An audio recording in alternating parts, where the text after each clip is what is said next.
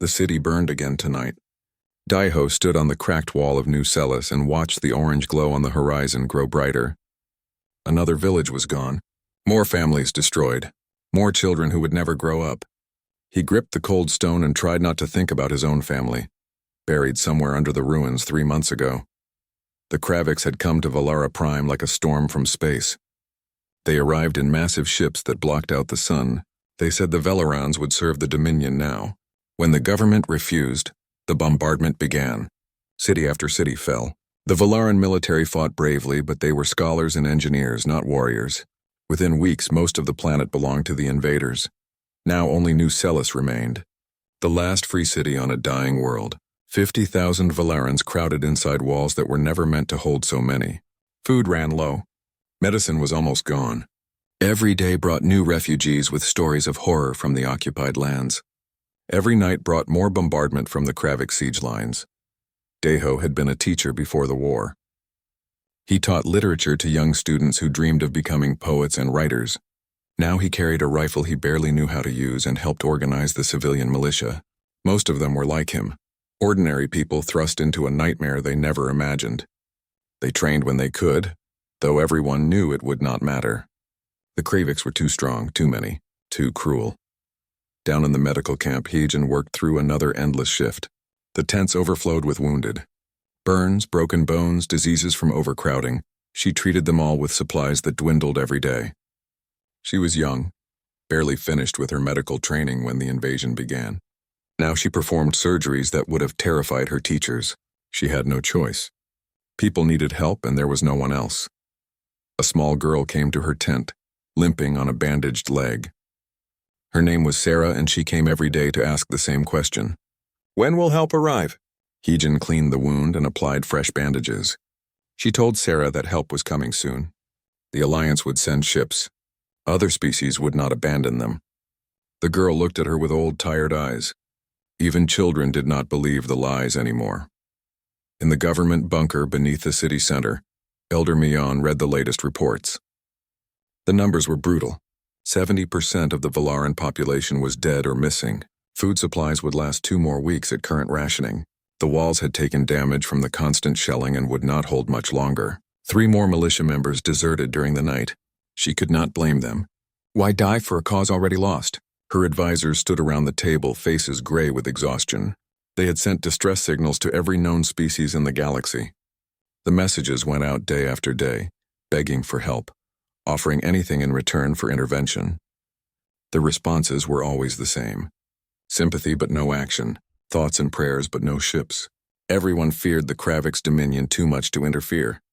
The Kravik's commander sent a new message that morning. It played on every screen in the city. Surrender by dawn or face complete destruction. No mercy would be given. The Valarans had one final chance to save themselves through service to the Dominion. Mion knew what service meant. Slavery. Working until death in Kravik's mines and factories, watching their children raised as soldiers for the Empire. It was not life. It was slow death. Her council urged her to accept. They were not cowards, but they were realistic. At least some Valarans would survive this way. The species would continue, even in chains. Was that not better than extinction? Mion listened to their arguments.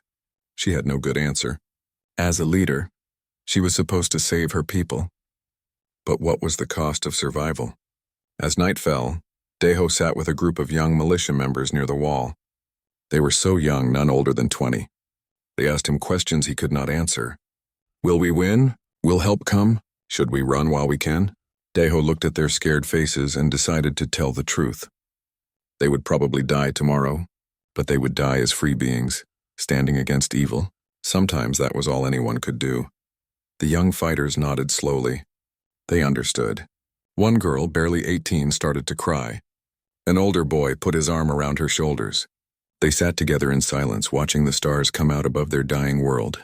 Daiho wondered if other beings out there looked at those same stars. Did they know what was happening here? Did they care? At midnight, alarms suddenly screamed across the city. Everyone jumped to their feet, weapons ready. Was this the final attack?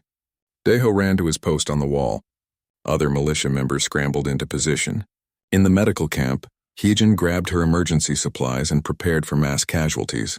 In the bunker, Elder Mian rushed to the command center, but the alarm was not from the Kravix lines. It came from the sky. The long-range sensors detected something entering their system. Multiple contacts moving incredibly fast. The technicians worked frantically at their consoles, trying to identify the new arrivals. Were they more Kravix ships coming to finish the job? Everyone held their breath and waited. Then the communications console crackled to life. A voice spoke in perfect galactic standard. The accent was strange, unfamiliar. The words were calm and professional. Nobody recognized the ship signatures or the language patterns. This was not any species the Valarans knew.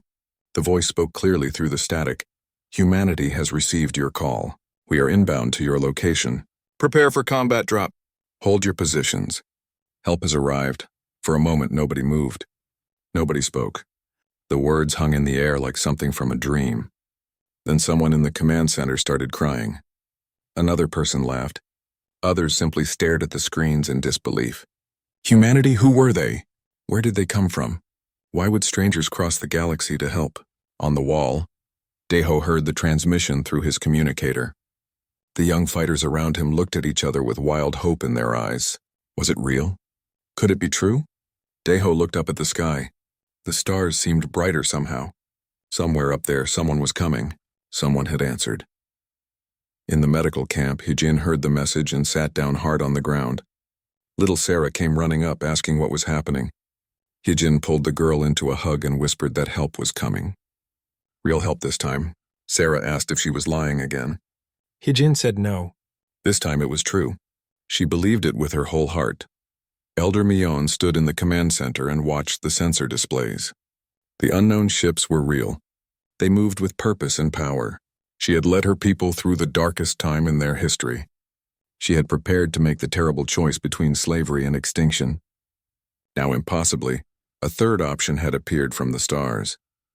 All across New Celis, Velerans emerged from shelters and buildings. They stood in streets and on rooftops looking up at the night sky. Some prayed, some wept, some simply watched and waited. The Kravix bombardment had stopped. Even the invaders seemed confused by this development. The siege lines went quiet for the first time in weeks, and in the darkness above the world something new arrived. Ships unlike anything the galaxy had seen before, sleek and dangerous, fast and powerful. They moved into orbit with absolute confidence. The Kravix fleet moved to intercept them. The newcomers did not run. They did not hesitate. Deho watched the sky light up with weapons fire.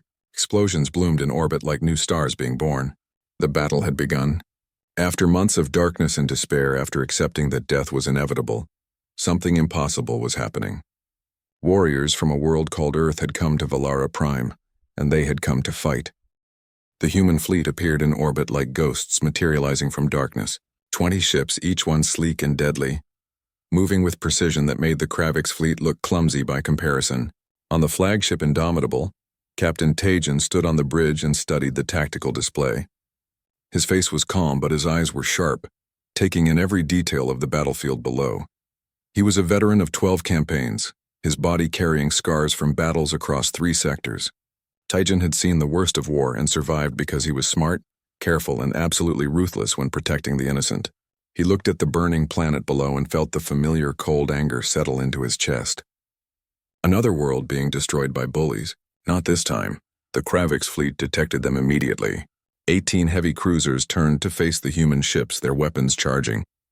They outnumbered the humans almost 3-1. The Kravix commander broadcast a demand for identification and immediate withdrawal. Taijun listened to the arrogant voice and allowed himself a small, cold smile. Lieutenant Jiwan stood beside him at the tactical station. She was younger than Taijun, in her early 30s, with sharp features and sharper instincts. She had earned her rank the hard way, through field promotions and the bloodiest fighting humanity had ever seen. Her fingers moved across the controls, highlighting target priorities and attack vectors. "We have optimal firing solutions on all primary targets," she reported. "The Kravix ships are positioning for a standard engagement pattern. They expect us to run." Taijin nodded. "Then let us educate them. All ships weapons free. Show them what happens when humanity answers a call for help." The battle began in a flash of light and violence. Human ships moved like nothing the Kravix had encountered before. They did not form defensive lines or slowly exchange fire. They attacked with speed and precision, targeting weak points in Kravik's shields and hitting them with focused barrages that tore through armor like paper. Within minutes, 3 Kravik's cruisers were crippled and drifting.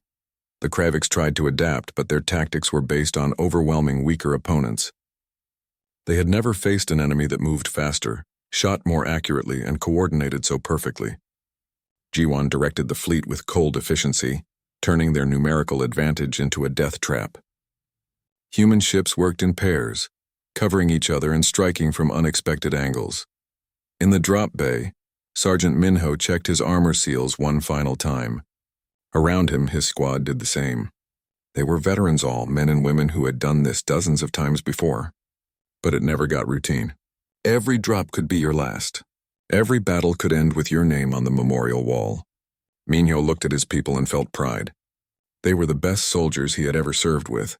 The sergeant was in his 40s, grizzled and scarred, with a face that had seen too much combat. He came from a mining colony that the Kraviks had attacked years ago. His family died in that attack. He joined the military the next day and had been fighting ever since.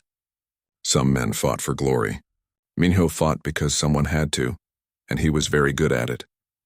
Orbital clear in 30 seconds, came the announcement. Minho grinned behind his helmet. About time. All right, people, you know the drill. We drop hard, we hit fast, and we send these Kraviks bastards running. First round is on me when we get home. His squad laughed. They always laughed before a drop. It kept the fear away. Above them, the last Kravik's orbital ship exploded in a ball of fire.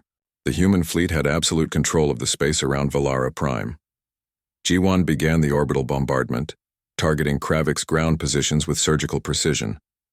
Human weapons were frighteningly accurate. Artillery positions vanished. Command bunkers collapsed. Supply depots exploded. The invaders who had terrorized a world suddenly found themselves on the receiving end of overwhelming force. Then the drop began. Thousands of individual pods launched from the human ships, streaking down through the atmosphere like meteors. Each pod carried one soldier in full combat armor. It was a terrifying way to enter battle, riding a controlled explosion toward the ground, but it got troops exactly where they needed to be. Minho felt the familiar acceleration push him into his seat as his pod fell toward the planet. On the walls of New Celis, Daiho watched the sky fill with fire. Hundreds of burning trails crossed the darkness, all heading toward the Kravik siege lines. The young militia members around him stared in awe. They had never seen anything like this. One boy asked what was happening. Daiho smiled for the first time in months. That, he said, is what hope looks like. Minho's pod hit the ground with bone-jarring force right in the middle of Kravik's positions. He was out in seconds, weapon up and scanning for targets. Around him, his squad emerged from their pods, forming a defensive perimeter automatically. The Kravik soldiers nearby turned to face them, massive 8-foot-tall warriors in heavy armor. They raised their weapons and charged. The humans did not run. They opened fire with controlled bursts, targeting joints and weak points in Kravik's armor. The aliens were bigger and stronger, but the humans were faster and smarter. They used cover, moved constantly, and worked together with practiced precision. Minho threw a grenade that took out 3 enemies, then dropped 2 more with careful shots before they could react. All across the siege lines, the pattern repeated. Human soldiers landed, formed up, and attacked. They did not try to match Kravik's strength. They outmaneuvered them, outthought them, and outlasted them. Every human knew their job and did it perfectly. Squad leaders called targets, soldiers provided covering fire, and the advance never stopped. The Kraviks had held those siege lines for months. They fell in 2 hours. The invaders tried to hold, tried to organize a defense, but they were fighting an enemy they did not understand. Humans fought with a combination of disciplined tactics and absolute ferocity. They never gave up ground. They never stopped advancing. And they never, ever left their wounded behind. Captain Taijin landed directly at the Valaran command bunker with an honor guard. Elder Mion came up from underground to meet him, flanked by her advisors. She had expected to meet some alien warrior, massive and terrible. Instead, she saw a man of average height, wearing armor covered in scratches and repairs, with tired eyes that had seen too much death. Taijin removed his helmet and saluted formally. Elder Mion, he said in perfect galactic standard, I am Captain Taijin of the Earth Defense Coalition, commanding the 7th Rapid Response Battalion. We have come to help defend your world.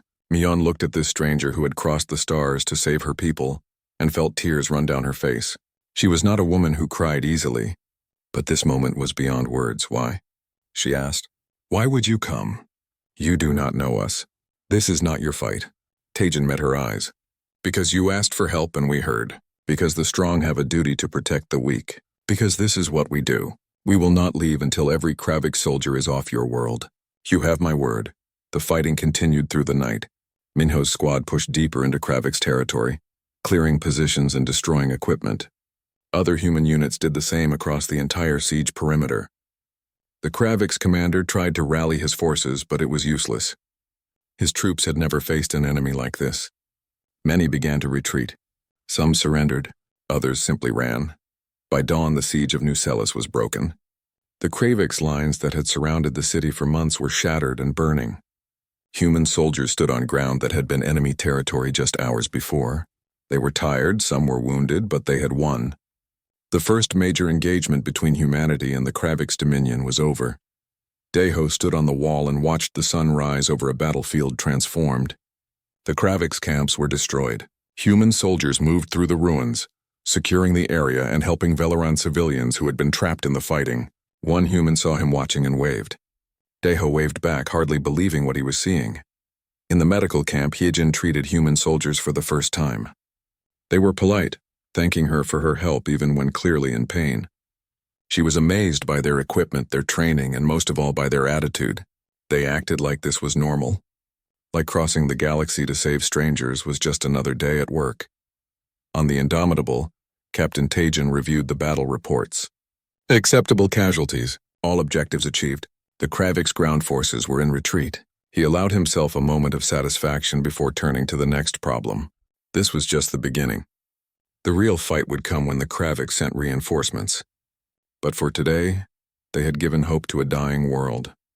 That night, the people of New Celis celebrated for the first time since the invasion began. They lit fires, sang songs, and embraced each other. The humans joined them, sharing food and stories through translators. Sergeant Minho sat with a group of Velaran militia members and taught them drinking songs from Earth. Everyone laughed together, survivors all. And in the darkness of space, word began to spread.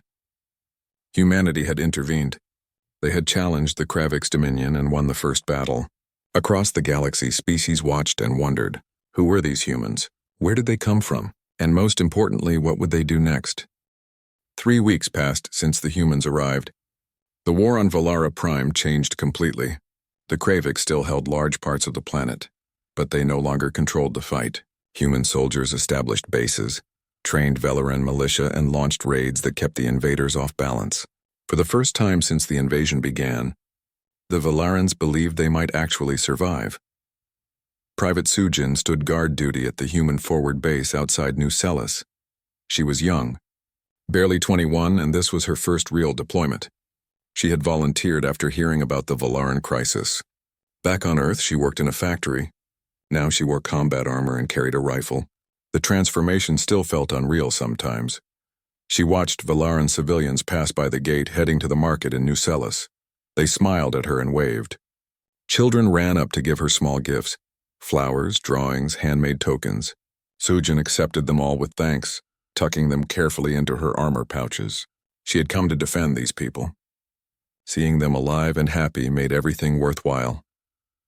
Lieutenant Jiwan ran training sessions for Velaran militia members in the base courtyard. She was a tough instructor, demanding but fair. The Velaran struggled at first. They were not natural warriors, but they learned quickly, motivated by memories of what the Kraviks had done to their world. Jiwan saw potential in them, not as frontline fighters, but as scouts, medics, and support personnel. Deho attended every training session.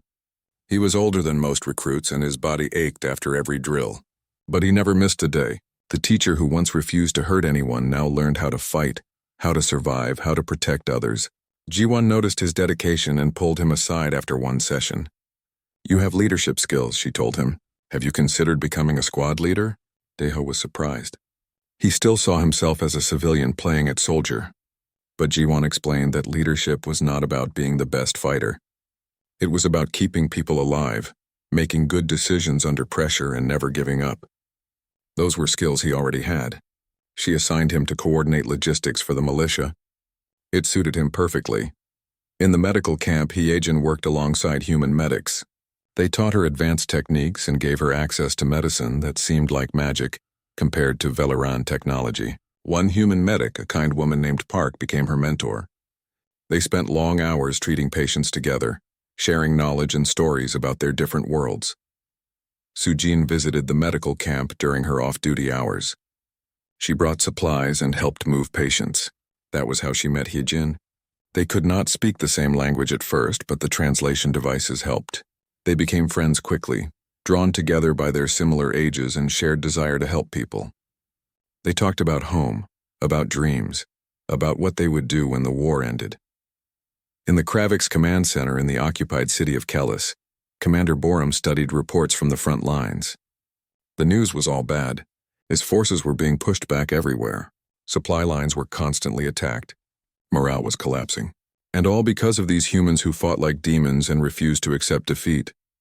Borum was not like most Kravix commanders. He was a professional soldier, not a brutal thug. He followed orders but questioned the morality of the Dominion's methods. Conquering weak species and enslaving populations seemed dishonorable to him. But he was a loyal officer. He would do his duty even if he had doubts. He received new orders from Dominion High Command. They wanted results. They wanted the humans defeated and the Velarans crushed. Borum was authorized to use any methods necessary. He looked at those orders for a long time before making his decision. If the humans cared so much about protecting civilians, then civilians would become the weapon. A convoy of Velaran refugees was traveling from the occupied territories to New Celis under human escort. Borum positioned his best troops along the route and waited. When the convoy entered the kill zone, his forces attacked from all sides. The human escort fought back immediately, but they were outnumbered. Borum had committed 3 full battalions to this ambush. The call for help reached the human base within seconds. Captain Tajin heard the reports and knew immediately it was a trap. Lieutenant Jiwon agreed. The force commitment was too large for a simple raid. The Kravix wanted them to respond with everything they had. Tajin looked at the tactical display for exactly 3 seconds before making his decision. Deploy all available units, he ordered. Full combat load. We are not abandoning those people. Jiwon protested. Sir, if we commit everything, we leave the base vulnerable. This could be a diversion. Tajin met her eyes. Then it is a diversion we must fall for. We do not leave civilians to die. That is not negotiable. Understood? Jiwon saluted. Understood, sir. Sergeant Minho's squad was first to deploy. They loaded into fast transport vehicles and raced toward the ambush site. Sujin was with them, her first real combat mission. Her hands shook as she checked her weapon. The veteran soldiers around her were calm, going through their pre-combat routines. Minho noticed her nervousness and gave her a reassuring nod. Stay close to me, kid. Do what I do. You will be fine. They arrived to find chaos. The convoy was pinned down, vehicles burning, civilians screaming. The human escort was fighting desperately, but running out of ammunition. Kravix soldiers advanced from 3 sides, their heavy weapons tearing through cover. Minho assessed the situation in seconds. All right, people, standard breach and clear. Fire teams Alpha and Beta suppress that left flank. Charlie, team with me, move. Sujin followed Minho into hell. Weapons fire filled the air. Explosions shook the ground. She saw a Kravix soldier aiming at a group of civilians and fired without thinking. Her shots hit center mass, dropping the enemy. She felt sick and terrified and angry all at once. There was no time to process it. More targets appeared. She kept shooting. The fight was brutal and close. Humans and Kravix traded fire at point-blank range. Grenades flew. Armor sparked under direct hits. Sujin saw friends go down. She dragged a wounded soldier to cover, then returned to the fight. Her fear transformed into cold focus. People needed saving. That was all that mattered. More human forces arrived. The Kravix had superior numbers, but humans had superior tactics. They used the terrain, coordinated their fire, and never stopped moving. Slowly, painfully, they pushed the ambush back. Borum watched from his command vehicle and realized his mistake. You could not trap someone who refused to be trapped. Hyejin was traveling with the convoy. When the attack came, she immediately started treating wounded civilians and soldiers. She worked under fire, bandaging wounds and injecting pain medication. A human medic worked beside her, and together they saved lives while battle raged around them. Neither of them thought about their own safety. The wounded needed them. Sujin found Hyejin treating casualties behind a damaged vehicle. The Valaran medic looked up, saw her human friend and smiled despite the chaos. Sujin helped her move patients to safer positions. They worked together without words, each knowing what needed to be done. In that moment, they were not human and alien. They were just two people trying to help. The battle lasted 4 hours. By the end, the Kraviks were in full retreat. The convoy was saved, but the cost was high. 12 human soldiers were dead. Dozens more were wounded. 30 Valaran civilians did not survive. Minho sat among the survivors, his armor covered in blood and dirt. He had seen this before, but it never got easier. Sujin found a quiet spot away from everyone and finally broke down. The fear and adrenaline drained away, leaving only exhaustion and horror. She had killed people today. She had watched friends die. This was war, and it was nothing like the stories. Hyejin found her there and sat beside her without saying anything. Sometimes presence was enough. That night, Captain Taejin gathered his battalion. He spoke about the cost of victory, about sacrifice, about why they fought. They fought because the innocent deserved protection. They fought because someone had to stand against evil. They fought because running away meant letting darkness win. The soldiers listened and understood. They had chosen this path. They would see it through. Commander Borum retreated to his base and filed his report. The ambush had failed. Human forces proved impossible to predict or contain. They fought with discipline and fury in equal measure. For the first time in his career, Borum felt uncertainty. Could the Kravik's dominion actually lose this war? In the medical tents, Hyejin treated Sujin's minor wounds. The young human soldier was different now. The innocence was gone from her eyes. She had seen combat and survived. Hyejin understood that look. She saw it in the mirror every day. War changed everyone who experienced it. The question was whether you let it destroy you or make you stronger. Daeho heard about the battle and immediately went to check on the survivors. He found militia members he had trained, now wounded but alive. He found civilians who escaped death by minutes. He found human soldiers who had saved people they did not know. And he understood something important. Victory was not just about winning battles. It was about what you were willing to sacrifice for others as dawn broke over Valara Prime. Both sides prepared for what came next. The humans knew the Kraviks would escalate. The Kraviks knew the humans would never retreat. And in New Celis, the Velarans began to truly understand what their new allies represented. 2 months into the campaign, the war reached a critical point. The humans controlled most of the territory around New Celis, but the Kraviks still held major cities across Valara Prime. Both sides settled into a grinding war of attrition. Small battles, raids, counter-raids, and constant pressure. The Valarans, once helpless victims, now fought alongside their human allies with growing confidence. In orbit above the planet, Admiral Yuna commanded the human fleet from her flagship. She was a tall woman in her 50s with gray hair and sharp eyes that missed nothing. She had spent 30 years in the military, rising through the ranks to become one of humanity's most respected naval commanders. Right now, she faced a problem that tactics alone could not solve. Intelligence reports confirmed what she feared. The Kravik's dominion was assembling a massive fleet, 10 times larger than the force currently in system. They would arrive in 3 weeks. When they did, her small fleet would be crushed. She could withdraw before they arrived. High Command would understand. But withdrawal meant abandoning Valara Prime to certain destruction. Yuna transmitted her assessment to Earth. The response came quickly. Reinforcements were being organized but could not arrive in time. She was authorized to retreat if the situation became hopeless. Preserve the fleet, preserve the soldiers, fight another day. Logical orders. Sensible orders. Yuna read them twice, then filed them away. She would not retreat. On the surface, Captain Taejin received similar intelligence. He called a meeting with his senior officers.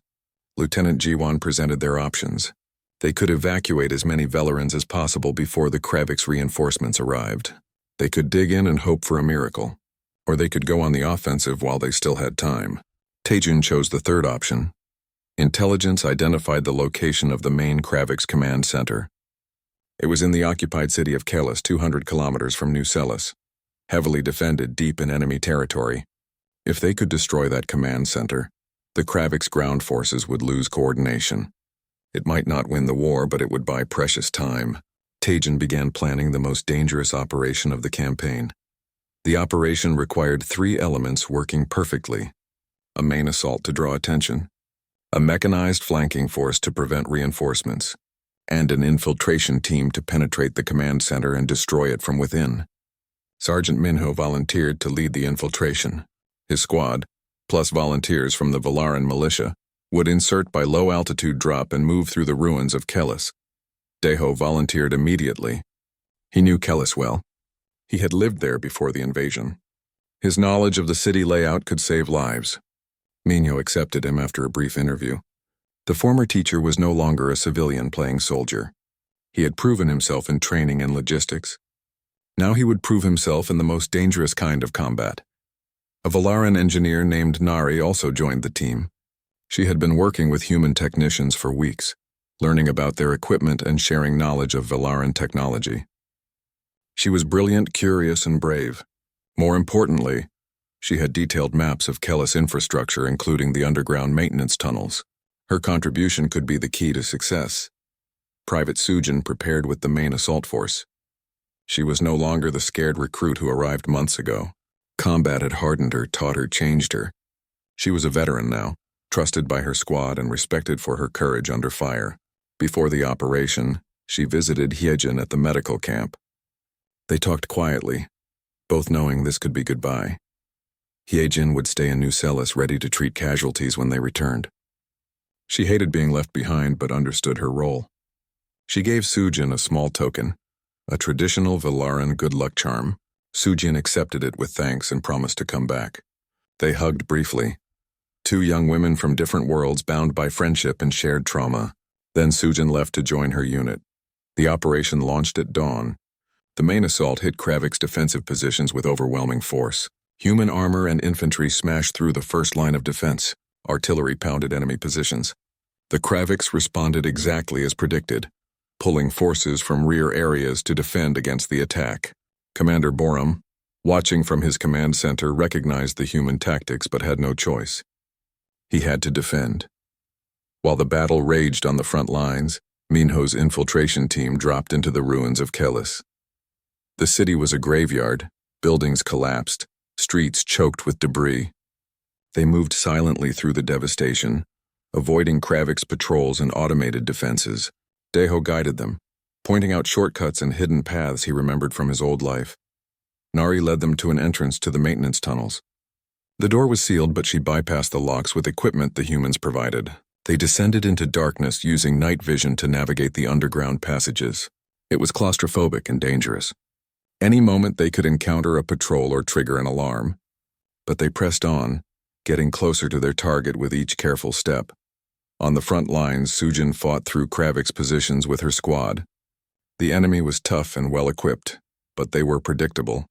Humans had learned their patterns, their tactics, their weaknesses. Every engagement became a lesson in superior training and coordination. She moved through the battle with cold efficiency, her fear replaced by focus and determination. The infiltration team reached the command center's lower levels. Security was lighter here. The Kraviks never expected anyone to penetrate this deep. Minho's squad moved through corridors in perfect silence, eliminating guards before they could raise alarms. They planted explosives on structural supports as they advanced, preparing to bring the entire building down once the mission was complete. They reached the main operations deck. Commander Borum was there, coordinating the defense against the human assault. Minho signaled his team to positions. They would have seconds to hit the command center before security responded. He counted down silently. 3, 2, 1. The team burst into the operations deck, weapons firing. Chaos erupted. Kravik's officers scrambled for weapons. Alarms screamed. Automated defenses activated. The humans moved like a machine, each soldier knowing exactly what to do. They targeted communications equipment, command consoles, anything that looked important. Borum drew his weapon and returned fire, but he was a commander, not a frontline fighter. He was outmatched. Deho saw Borum taking aim at Minho from behind a fallen console. The sergeant was focused on another target and did not see the danger. Without thinking, without hesitating, Deho threw himself forward. The energy bolt meant for Minho hit Deho in the shoulder, spinning him around. Minho turned instantly, saw the threat, and put 3 rounds into Borum. The Kravik's commander went down. The team secured the operations deck. Nari worked frantically at the command consoles. downloading intelligence data before they destroyed everything. Minho checked Daeho's wound. It was bad but not fatal. The former teacher looked up at the sergeant and managed a weak smile. "I guess that makes us even," he said. Minho helped him to his feet. "Not even close, friend, but thank you." They activated the explosives and evacuated. The command center collapsed in a series of massive explosions that could be seen from kilometers away. On the front lines, Kravik's forces immediately lost coordination. Units stopped receiving orders. Defense lines became confused. The humans pressed their advantage, pushing deep into enemy territory. The infiltration team fought their way to the extraction point. Kravik's security forces hunted them through the ruins of Kellis. Minho's squad moved fast, carrying their wounded, never leaving anyone behind. They reached the pickup zone just as human transports arrived under heavy fire. Everyone made it aboard. The mission was a complete success. By nightfall, the battle was over. The Kraviks had lost their command center and were in full retreat from the New Celis region. Human and Valaran forces had won a decisive victory, but everyone knew it was temporary. The Kraviks' reinforcements were still coming. This victory bought them time, nothing more. But sometimes time was the most precious commodity in war. Daeho received medical treatment for his wound. Hijin worked on him personally, her hand steady despite her worry. He had saved a human life today. He had proven that Velarans could be warriors when necessary. As she bandaged his shoulder, she whispered that his family would be proud. Daeho closed his eyes. He hoped she was right. Sujin returned to base exhausted but alive. She found Hyejin and they embraced, both crying with relief. They had survived another day. How many more days would they have to survive? Nobody knew.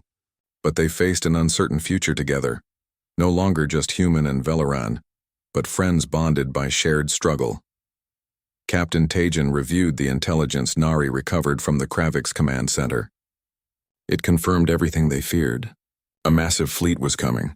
They would arrive in less than 3 weeks. He forwarded the data to Admiral Yuna in orbit. She studied it carefully, then began planning a defense she knew was probably hopeless. But hope had never been about probability. It was about refusing to surrender. That night, the humans and Valaran celebrated their victory together. They lit fires, shared food, told stories. Sergeant Minho sat with Daeho and the other infiltration team members, recounting the mission with dark humor. 10 days, that was all the time they had left. The Kravik's fleet grew larger on the sensors with each passing hour. Hundreds of warships, bigger and more powerful than anything in the human fleet. Admiral Yuna stood on the bridge of her flagship and watched the approaching doom with calm eyes. She had fought impossible odds before. She had just never faced odds this impossible. She called a meeting with her senior officers. They gathered in the war room, faces grim but determined. Yuna laid out the situation with brutal honesty. They were outnumbered 10-1. The Kravik ships were larger and carried heavier weapons. Conventional tactics would fail within an hour. If they wanted to survive, they needed something radical, something desperate. Her officers understood what she was really asking. Were they willing to die here? Were they willing to stand against an empire to buy time for the people below? Every officer answered the same way. They had volunteered for this mission. They had given their word to defend Valara Prime. Words meant something. Honor meant something. If this was where they made their last stand, then so be it. Yuna nodded slowly. Then we fight. Not to win, because we probably cannot. We fight to make them pay for every meter of space. We fight to buy time. We fight because that is what humanity does when innocents need protection. She began outlining her defensive strategy. It was clever and aggressive, using every advantage they had. But even she knew it would not be enough. On the surface, Captain Tajin received word of the fleet approaching. He immediately called a meeting with Elder Mion and her council. He explained the situation clearly. The human fleet would fight, but they would probably be overwhelmed. When that happened, Valara Prime would be defenseless again. He wanted to know what the Valarans would do. Mion's answer was immediate and firm. The Valarans would fight alongside humanity until the end. They had learned courage from their human allies. They would not surrender and they would not hide. If they must die, they would die as free beings, standing against tyranny. Her council agreed unanimously. The decision was made. Tajin then proposed something difficult: evacuation. The human ships could carry thousands of Velarans to safety before the battle. Children, elderly, anyone who could not fight. At least some of the species would survive even if the planet fell. Mion listened carefully, then shook her head. No evacuation. If humans were willing to die for Valara Prime, then Valarans would stand beside them. All of them. The days passed quickly. Human and Valaran forces prepared for the worst. They fortified positions, stockpiled supplies, and made plans for guerrilla warfare if the orbital battle was lost. Private Sujin helped dig defensive positions outside New Celis. The work was hard and everyone knew it might not matter. But keeping busy helped manage the fear. She sat with Heejin during rest periods. They talked about home, about family, about dreams they once had. Sujin described Earth to her friend, the blue oceans, the green forests, the cities that touched the clouds. Heejin described Valara before the war, peaceful, beautiful, full of art and learning. Both women understood they might never see their homes again. But they had each other, and that provided comfort. Sergeant Minho gathered his squad for what might be their last conversation together. He had fought with these people for months. They were more than soldiers. They were family. He told them they had done their duty and more. They had saved a world and given hope to an entire species. If this was where their story ended, it was a good ending. Better than most soldiers ever got. The squad listened quietly. One young soldier asked if they would be remembered. Minho smiled. History remembers those who stand when others run. We stood. That is enough. They sat together as the sun set. Warriors facing the darkness with courage and brotherhood. Tomorrow would bring whatever it brought. Tonight they were alive and together. Deho organized civilian defense groups. The Valarans might not be great warriors, but they had learned much from their human allies. They knew how to use weapons now, how to coordinate, how to survive. If the battle went badly, they would resist as long as possible. Nari helped him prepare emergency shelters and supply caches throughout the city. They worked until exhaustion, then worked more. 5 days before the Kravik's arrival, something strange happened. New contacts appeared on the edge of the system. Not Kravik signatures, something else entirely. Admiral Yuna studied the sensor data, confused.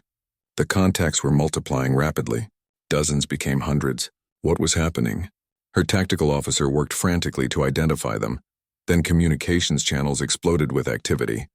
Ships from species across the galaxy began broadcasting. The Talar Confederation, the Makari Republic, the Shale Collective. Dozens of civilizations, some friendly, some neutral, some former rivals. They all said the same thing. They had watched humanity's actions on Valara Prime. They had seen courage and sacrifice, and they could no longer stand aside. The galaxy had been watching. Every species received reports of the human intervention. At first, most dismissed it as foolish idealism that would end in disaster. But as the humans continued to fight, continued to sacrifice for strangers, something shifted. Old alliances remembered what it meant to stand for principle. Neutral powers reconsidered their inaction. Even former enemies felt moved by human courage. Species that had not cooperated in centuries suddenly found common ground. If they allowed the Kraviks to punish those who defended innocence, what did that say about the galaxy? If they let humanity stand alone against an empire, what did that say about their own courage? Slowly, then rapidly, a coalition formed, not for territory or resources, but for an ideal. Some things were worth fighting for. Admiral Yuna watched in stunned silence as fleet after fleet emerged from hyperspace. The Talar sent cruisers. The Makari contributed carriers. The Shale brought their advanced technology. Within hours, the tactical situation transformed completely. The human fleet was no longer alone and outnumbered. The Kravik's fleet was suddenly facing an alliance that outnumbered them. On the surface, news of the Allied arrival spread like fire. Cheers erupted across New Celis. Humans and Valarans embraced, cried, laughed with joy. They had prepared to die alone, and now they would not be alone. Help had come from across the galaxy. Sujin heard the news and immediately sought out Heejin. They held each other and wept with relief. Captain Taijin stood with Elder Mion and watched the sky.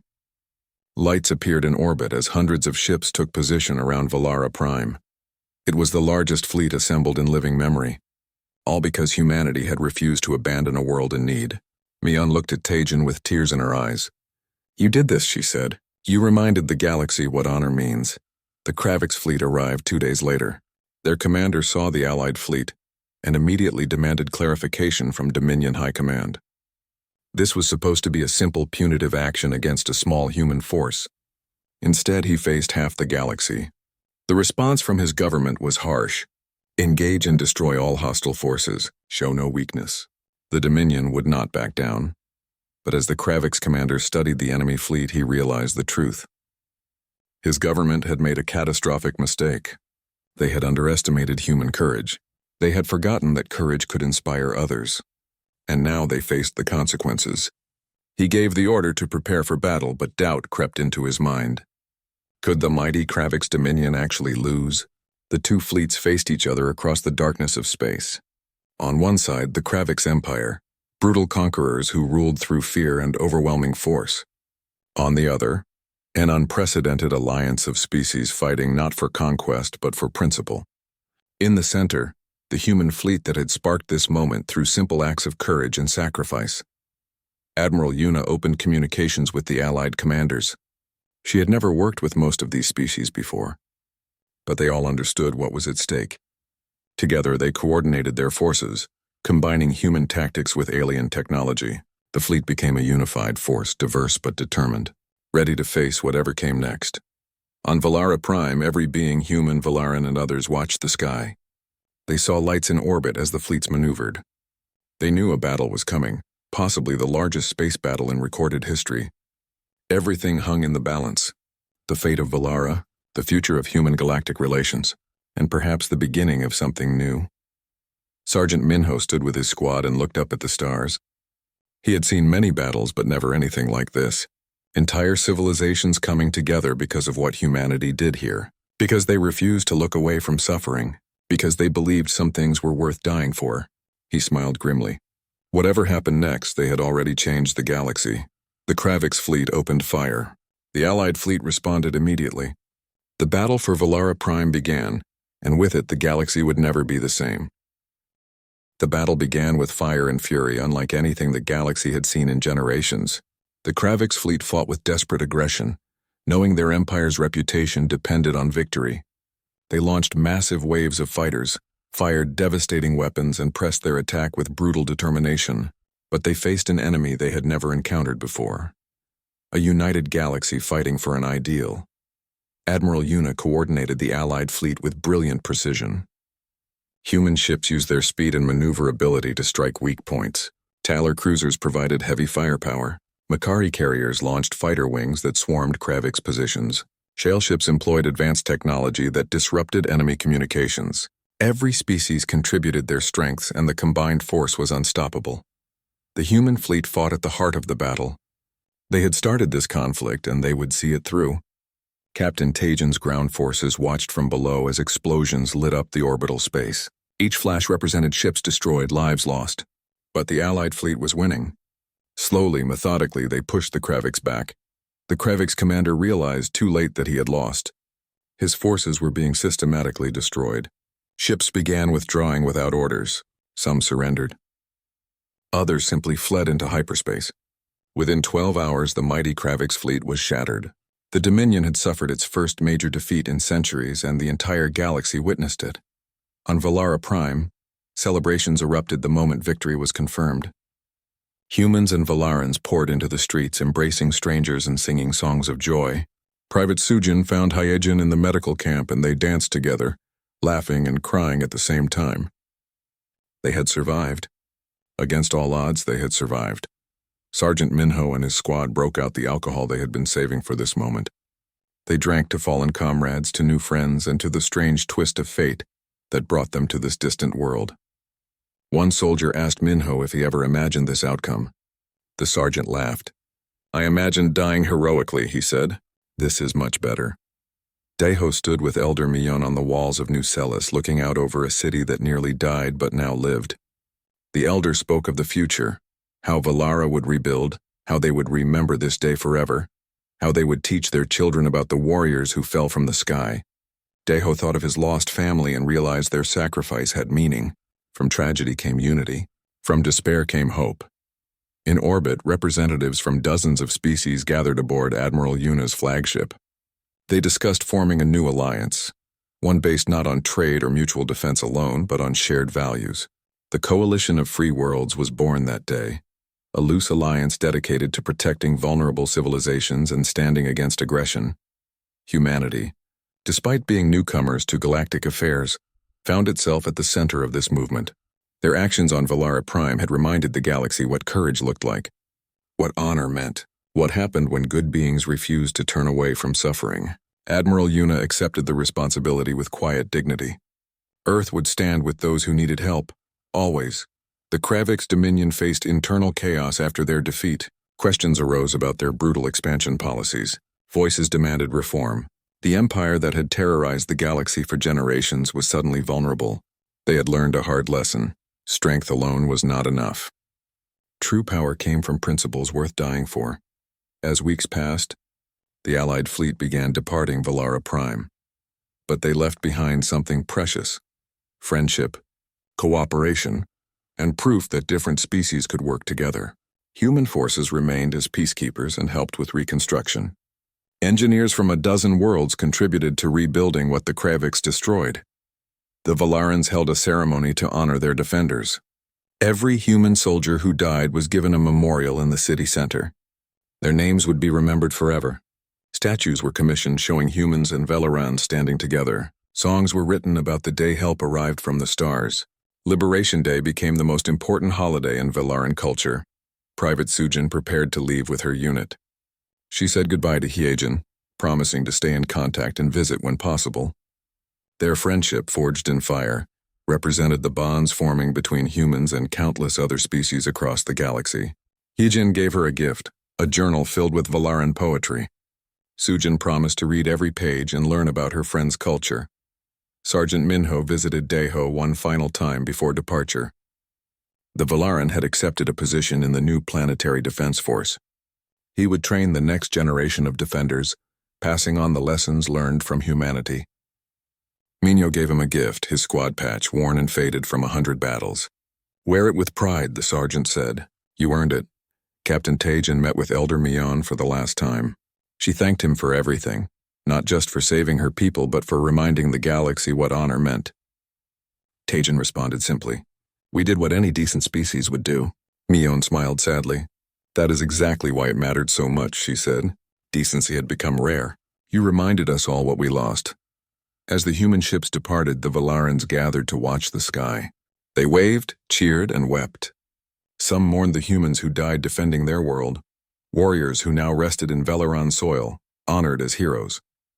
Others celebrated survival and the friendship of unexpected allies. All understood this was not an ending, but a beginning. Aboard the indomitable, Admiral Yuna looked back at Valara Prime one last time. She thought about what they accomplished. Not just the military victory, but the hope they sparked. Earth's first major action on the galactic stage set a precedent. Humanity would be known not as conquerors or exploiters, but as those who answered when the innocent called for help. Across the galaxy, species reconsidered their policies toward oppressed worlds. The Coalition of Free Worlds began its work, imperfect but determined. New alliances formed. Old enemies found common ground. The balance of galactic power shifted toward cooperation and away from domination. It was messy and difficult, but it was progress. On Earth, Sujin returned home a veteran. She was welcomed as a hero, but struggled with what she experienced. The horror of battle never fully left. But neither did the pride of knowing she helped save a world. She began speaking to young people about service, about sacrifice, about why humanity must never turn away from those in need. Her words inspired a new generation. On Valara Prime, rebuilding continued steadily. Human engineers worked alongside Valaran workers. Children played in streets that were once battlefields. Memorials honored the fallen, human and Valaran alike. Daeho trained new defense forces, passing on lessons learned.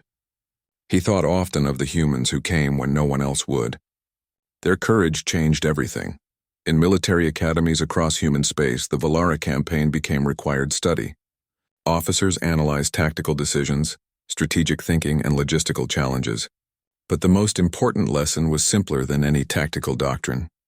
Humanity's strength lay not in weapons or ships, but in its willingness to fight for others. That was the weapon no enemy could match. Years passed. New crises emerged. Other worlds called for help. And each time the response was the same. Humanity answered. The coalition mobilized. Veterans like Sujin and Minho deployed again. The Valarans sent ships to assist. They learned well from their allies. Species across the galaxy contributed forces and resources. A pattern was established. When innocents cried for help, someone would come. Not always in time, not always successfully. But they came. They tried. They fought. The galaxy learned that evil unopposed would spread. But courage inspired others to courage. One small act of bravery could spark a revolution.